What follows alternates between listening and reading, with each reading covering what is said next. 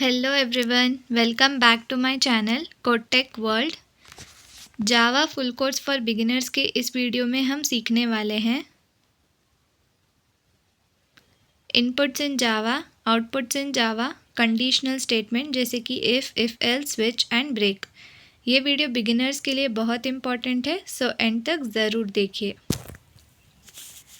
Outputs in जावा। सबसे पहले हम आउटपुट देखते हैं। जावा में आउटपुट के लिए हम यूज़ करते हैं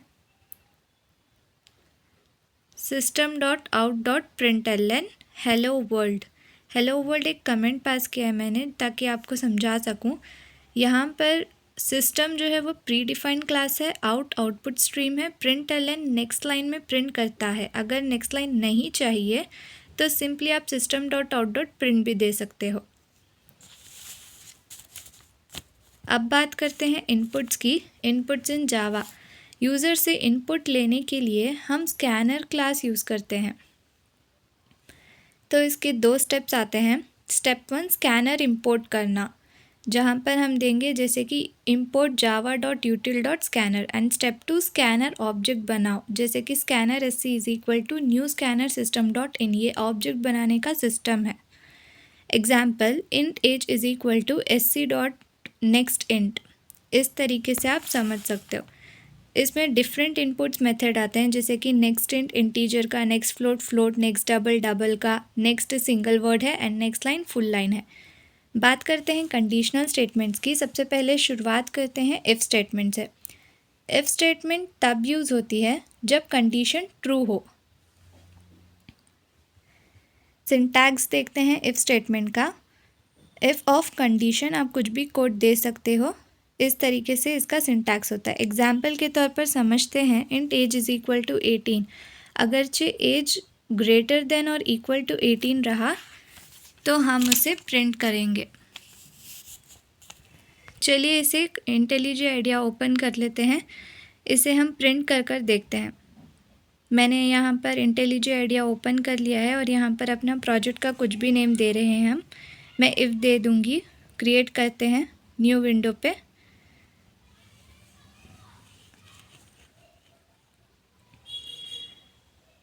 इस प्रोग्राम को हम एग्जीक्यूट कर कर देखेंगे। न्यू जावा क्लास में जाएंगे। नेम कुछ भी दे सकते हो आप यहाँ पे। मैं सिंपली एज दे दूँगी। अब जो प्रोग्राम हमने देखा था हम उसे यहाँ पर एग्जीक्यूट कर कर देखेंगे। सबसे पहले हम देंगे पब्लिक स्टैटिक वॉइड मेन, क्योंकि हमारी क्लास का मेन मेथड होता है ये, और इसके बिना हमारा प्रोग्राम रन नहीं हो सकता, तो हमें ये देना ज़रूरी है। तो मैंने यहाँ पर public static void main string argument दे दिए हैं। अब हम हमारा इफ़ स्टेटमेंट का प्रोग्राम एग्जीक्यूट करेंगे। तो हमारा एग्जाम्पल था int age is equal to 18। हमने यहाँ पर इंटीजर डाटा टाइप है हमारा, और एज वेरिएबल हमने क्रिएट किया है जिसकी वैल्यू हमने 18 दी है। अब यहाँ पर हम if condition, if loop open कर रहे हैं। हमारी इफ़ कंडीशन ये है कि अगर एज जो है वो ग्रेटर देन और इक्वल टू 18 रहना चाहिए। अगर एज जो है ग्रेटर एंड इक्वल टू 18 है तो हम प्रिंट स्टेटमेंट देंगे, एंड प्रिंट स्टेटमेंट में हम प्रिंट करेंगे you are eligible to vote. system.out.println दे देते हैं हम प्रिंट स्टेटमेंट के लिए। डबल कोट्स के अंदर हम मेंशन करेंगे you are eligible to vote. तो यहाँ पर मैंने प्रिंट कर दिया है। हमारी लूप क्लोज्ड है। अब हम इसे रन करेंगे।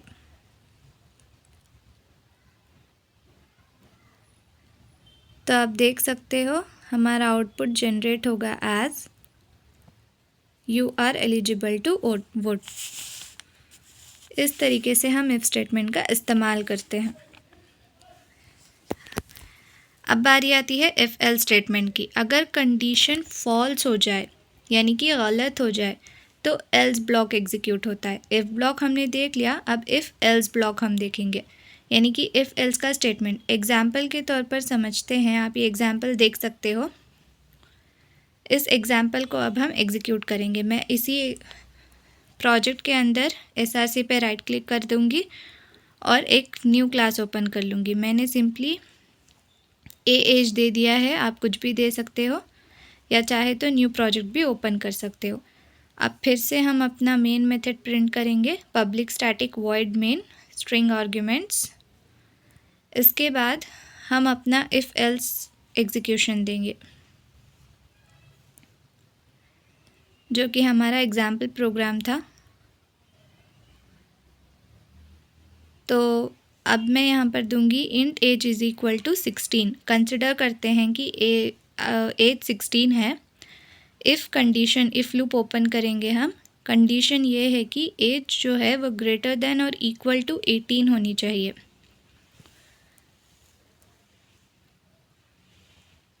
इफ़ लूप ओपन कर लेते हैं। अब प्रिंट स्टेटमेंट में मैं दूंगी एलिजिबल टू वोट। अगर एज जो है वो ग्रेटर देन और इक्वल टू 18 है, देन वो शख्स जो है वो वोट करने के एलिजिबल होगा, काबिल होगा। तो अब यहाँ पर हम देंगे एलिजिबल टू वोट। अब हम यूज़ करेंगे एल्स ब्लॉक। एल्स हम यहाँ पर यूज़ करेंगे, अगर इफ़ जो है वो फॉल्स हो जाए तो एल्स ब्लॉक एग्जीक्यूट हो सकता है। इसलिए अब यहाँ पर हम एल्स का स्टेटमेंट यूज़ कर रहे हैं। एल्स ओपन कर लिया है मैंने। फिर हम इसमें प्रिंट स्टेटमेंट देंगे age not eligible to vote. So अगर हमारी कंडीशन ट्रू है तो हमारा इफ ब्लॉक एग्जीक्यूट होगा, और अगर हमारी कंडीशन फॉल्स है तो हमारा एल्स ब्लॉक एग्जीक्यूट होगा। तो जैसा कि आप देख सकते हो, मैंने int age is equal to 16 दिया है, तो ऑटोमेटिकली हमारी कंडीशन फॉल्स होगी और हमारा एल्स ब्लॉक एग्जीक्यूट होगा। चलिए देखते हैं। अब मैं इस प्रोग्राम को रन करूँगी।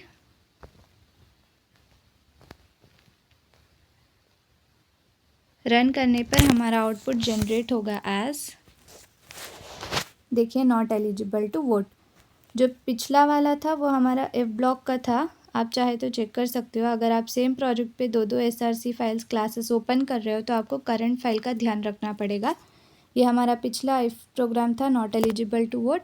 अब ये हमारा जो एल्स ब्लॉक का प्रोग्राम था, ये वाला,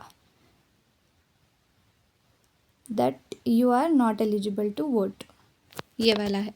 पिछला वाला you are eligible to vote था। तो अगर आपको कन्फ्यूजन हो रहा है तो आप न्यू ओपन कर सकते हो। अब बारी आती है स्विच स्टेटमेंट की। जब मल्टीपल कंडीशंस होते हैं तब स्विच यूज़ करना इजी होता है। एक दो कंडीशंस के लिए हम इफ़ यूज़ कर ले सकते हैं, बट मल्टीपल कंडीशंस का ये सिंटैक्स है स्विच स्टेटमेंट का। इसी सिंटैक्स के हिसाब से हमने एक एग्जाम्पल देख लिया है, आप इसे देख सकते हो स्क्रीन पे। अब हम इसको एग्जीक्यूट करेंगे। एग्जीक्यूशन के दौरान हम इसे क्लियर समझ लेंगे। तो मैंने फिर से राइट क्लिक किया है SRC पे और स्विच क्लास ओपन कर ली है।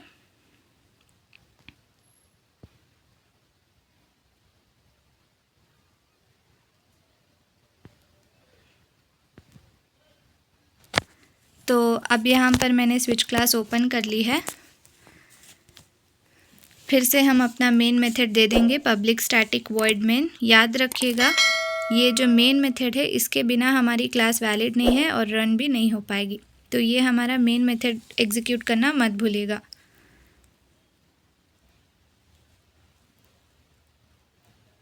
अब हमने यहाँ पर हमारा मेन मेथड दे दिया है। अब हम हमारा स्विच ब्लॉक एग्जीक्यूट करने वाले हैं।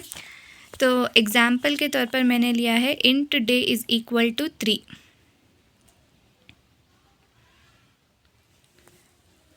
अब हम यहाँ पर स्विच लूप ओपन करने वाले हैं। स्विच ऑफ डे हम लेंगे, स्विच लूप ओपन करेंगे।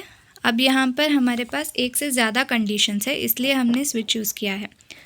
तो एक से ज़्यादा कंडीशंस को मेंशन करने के लिए मैं इस्तेमाल करूँगी केसेस का। तो सबसे पहले हम लेंगे केस 1।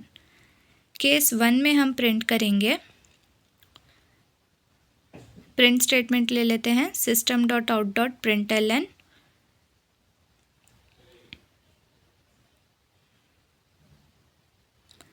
तो केस 1 में मैं प्रिंट करूँगी मंडे। कोई भी एक डे का नाम दे सकते हो आप, क्योंकि हम ये एग्जाम्पल डेज़ के ऊपर ले रहे हैं तो मैं मंडे दे देती हूँ। नेक्स्ट आपको यूज़ करना है ब्रेक। ब्रेक के बारे में हम आगे जानेंगे। नेक्स्ट मैं दूँगी केस 2।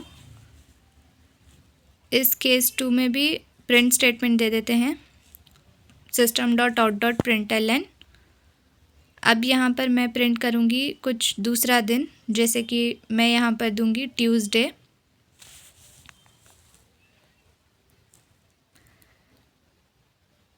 हमारे इस केस को भी कंप्लीट करने के लिए ब्रेक यूज़ करेंगे हम। नेक्स्ट हम तीसरा केस देखेंगे, केस 3। इसमें भी मैं प्रिंट स्टेटमेंट दूंगी system.out.println। ये प्रिंट स्टेटमेंट का फॉर्मेट है, इसी को फॉलो करना पड़ेगा। अब यहाँ पर मैं प्रिंट करूँगी वेडनेसडे।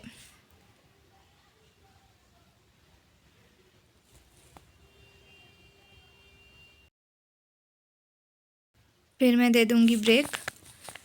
अब हमने यहाँ पर 3 केसेस दे दिए। अब एक डिफ़ॉल्ट केस मेंशन करेंगे।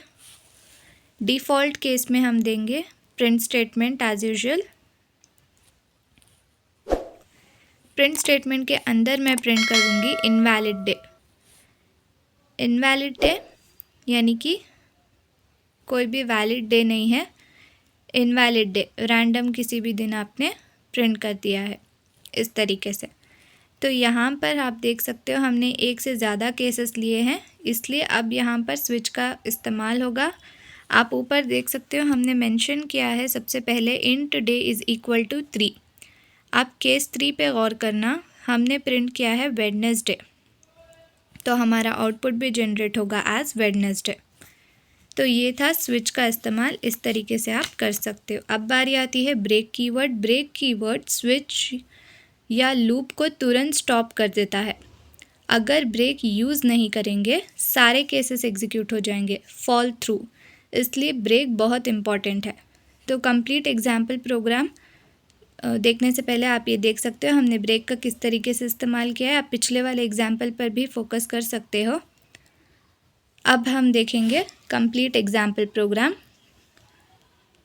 यानी कि अब हम इस एग्जाम्पल प्रोग्राम में अपने सारे cases if, else, switch and break का इस्तेमाल करते हुए एक प्रोग्राम को एग्जीक्यूट करेंगे। तो यहाँ पर आपको क्लियर समझाने के लिए मैं न्यू प्रोजेक्ट ओपन कर लेती हूँ।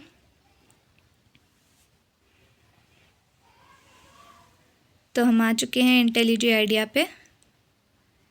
वापस से हम न्यू प्रोजेक्ट क्रिएट कर रहे हैं, फाइल, न्यू एंड प्रोजेक्ट।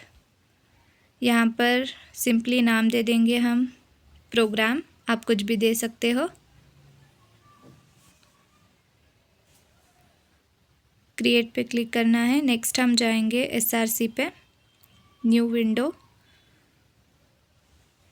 यहाँ पर हमारा मेन प्रोग्राम रन हो चुका है। अब SRC आप राइट हैंड साइड पे देख सकते हो, इस पे राइट क्लिक करना है, न्यू जावा क्लास में जाना है। अब यहाँ पर आप कोई भी एक अच्छा सा क्लास नेम दे दीजिएगा। मैं यहाँ पर main दे देती हूँ सिंपली।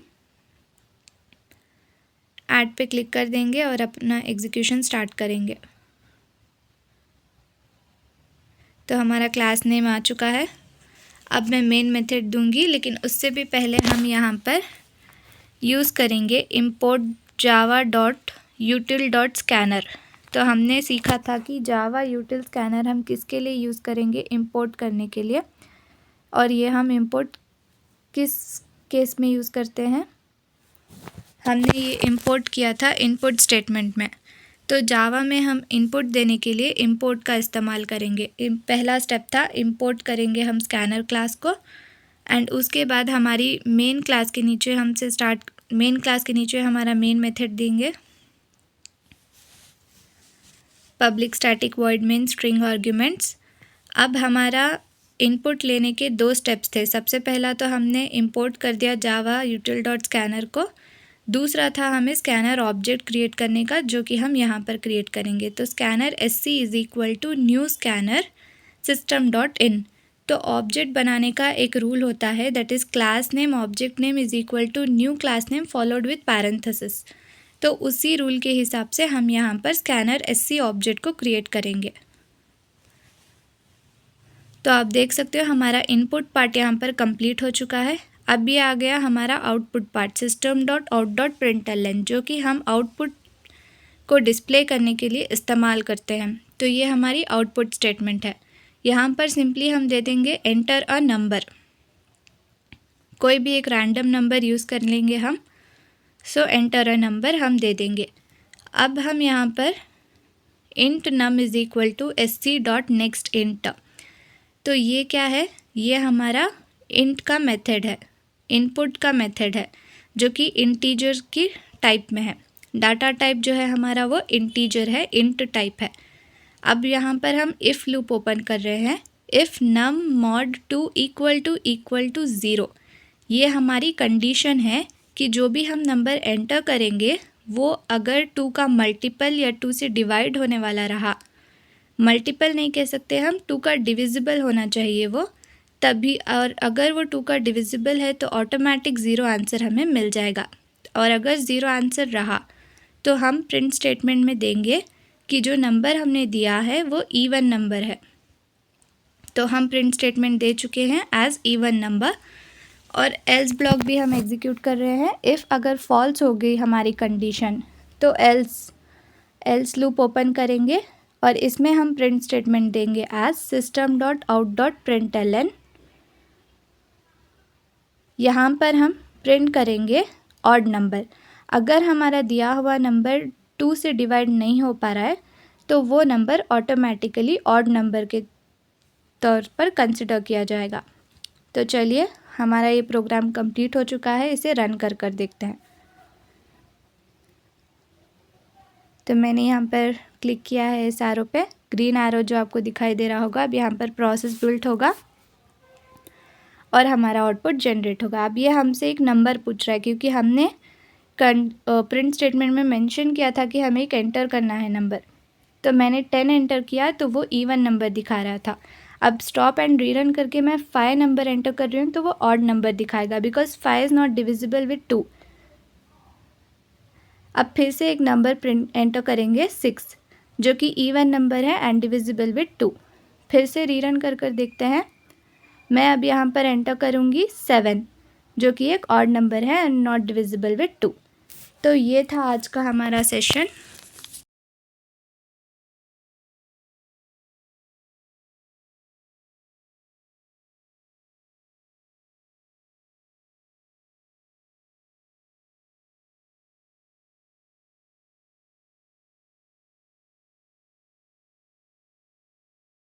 तो दैट्स इट, हमारा प्रोग्राम कंप्लीट हो चुका है। तो दोस्तों, आज के इस वीडियो में हमने सीखा input in Java, output in Java, conditional statement जैसे कि if, if else, switch and break. अगर वीडियो यूज़फुल लगा हो तो लाइक, शेयर और सब्सक्राइब ज़रूर करें। नेक्स्ट वीडियो में हम कवर करेंगे लूप्स जैसे कि फॉर वाइल, डू वाइल,